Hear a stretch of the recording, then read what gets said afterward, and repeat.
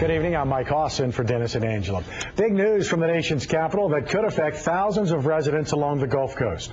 Today, the Obama administration lifted the 6-month ban on deepwater drilling. But while the oil industry applauds the move, it still could be months before activity resumes in the Gulf of Mexico. Paul Murphy reports on the new standards drilling companies must now meet before the Gulf is open for business again. Interior Secretary Ken Salazar says deepwater drilling may now resume for operators who clear a new higher bar for safety and environmental protection. The truth is, there will always be risks associated with deepwater drilling.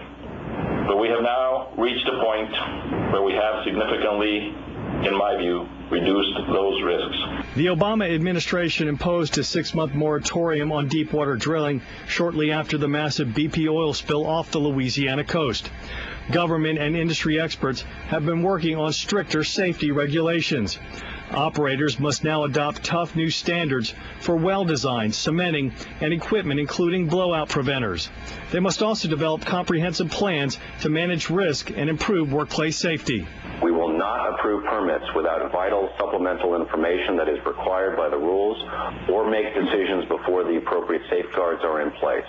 Michael Bromwich, who heads up the new government agency in charge of offshore drilling, says the speed at which the industry adapts to the new safety standards will determine how quickly new deepwater permits are issued. It will clearly not be tomorrow, and it is not going to be next week. How far into the future that will go, I don't think anyone can say.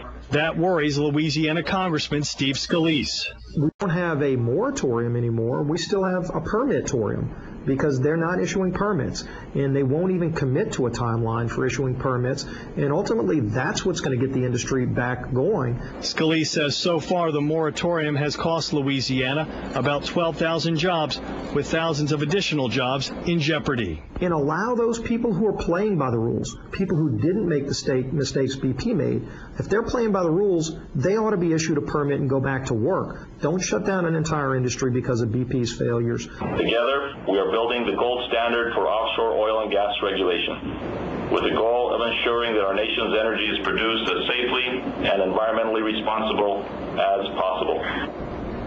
Ocean Energy Management Director Bromwich says he expects to issue the first new permits before the end of the year. Under the new rules, a professional engineer must certify each stage of the drilling process, and all of the deepwater rigs must be re-inspected for safety. Clearly, the industry